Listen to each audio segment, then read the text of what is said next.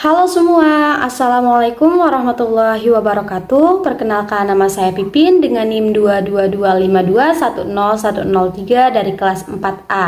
Nah, pada video kali ini saya akan menjelaskan tentang permasalahan utama berdasarkan hasil survei PISA. Nah, untuk penjelasannya simaklah penjelasan berikut ini. Nah, pada permasalahan utama Indonesia berdasarkan survei PISA ini, permasalahan utamanya itu ada tiga permasalahan utama. Yang pertama itu besarnya persentase siswa berprestasi rendah. Yang kedua, tingginya persentase siswa mengulang kelas. Dan yang ketiga adalah tingginya ketidakhadiran siswa itu di kelas. Nah, untuk poin yang pertama akan kita bahas yaitu tentang besarnya persentase siswa berprestasi rendah. Nah, adapun upaya yang dapat dilakukan nih untuk meningkatkan prestasi siswa yaitu salah satunya melalui peningkatan keterampilan guru SD dalam mengajar membaca. Karena dilihat dari hasil PISA pada tahun 2018 itu menunjukkan bahwa siswa SMP maupun MTS di pedesaan itu lebih cenderung memperoleh nilai rendah dalam kompetensi membaca dibandingkan dengan siswa-siswa dari kelompok karakteristik lain. Jadi di sini harus lebih menekankan kepada peningkatan keterampilan guru SD dalam mengajar membaca. Sehingga ketika guru itu memiliki peningkatan keterampilan yang bagus, maka itu akan berpengaruh terhadap kompetensi membaca si peserta didiknya, seperti itu. Dan yang kedua, yaitu tentang tingginya persentase siswa mengulang kelas.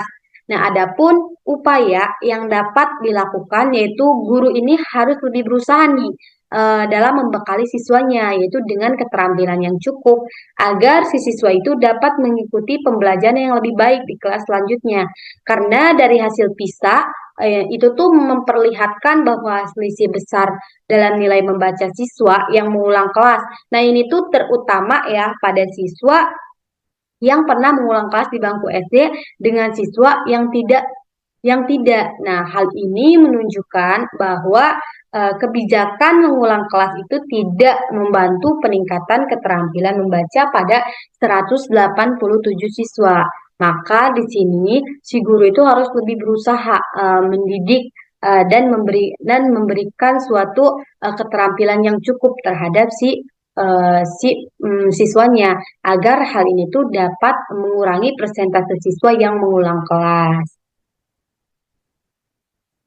Nah, untuk poin yang ketiga, yaitu poin yang terakhir, yaitu tingginya ketidakhadiran siswa di kelas. Nah, adapun upaya yang dapat dilakukan yaitu tingkat ketidakhadiran siswa itu harus lebih ditekankan. Nah, ini tuh merupakan suatu faktor utama menurut saya ya, karena ketidakhadiran siswa itu akan berpengaruh terhadap kedua permasalahan utama tadi, yaitu persentase siswa itu akan rendah tentunya, dan juga tingginya persentase siswa mengulang kelas juga akan lebih tinggi gitu karena si siswa ini tidak hadir di saat melakukan belajar mengajar, di mana ketika siswa itu tidak hadir, mereka itu bolos, keluar dari jam pelajaran gitu, maka itu tuh akan mengurangi prestasi siswa dan juga tentunya itu akan uh, uh, membuat besarnya persentase siswa itu menjadi rendah gitu. Dan juga persentase siswa mengulang kelas lebih tinggi karena dalam hal ini ketika siswa itu tidak mengikuti pelajaran, mereka tidak akan mengetahui dan paham terhadap pelajaran itu sehingga hal itu akan mengganggu kompetensi di dalam dirinya sehingga hal itu akan membuat tingginya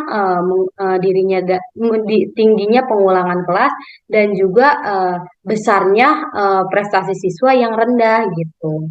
Jadi dalam hal ini sekolah tuh harus lebih menekankan tingkat kehadiran siswa supaya si siswa ini takut nih jika mereka mengadakan suatu peraturan yang ketat terhadap ketidakhadiran ini, maka si siswa itu pastinya mereka akan mau gitu hadir di kelas di sekolah karena tekanannya ini gitu, tekanannya ini yang membuat mereka masuk sekolah.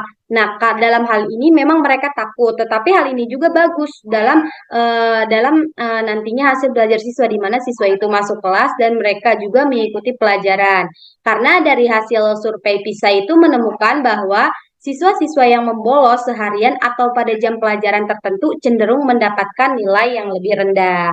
Nah, mungkin dalam dalam paparan kali ini hanya itu saja yang dapat saya sampaikan. Kurang dan lebihnya saya mohon maaf. Wassalamualaikum warahmatullahi wabarakatuh. See you guys.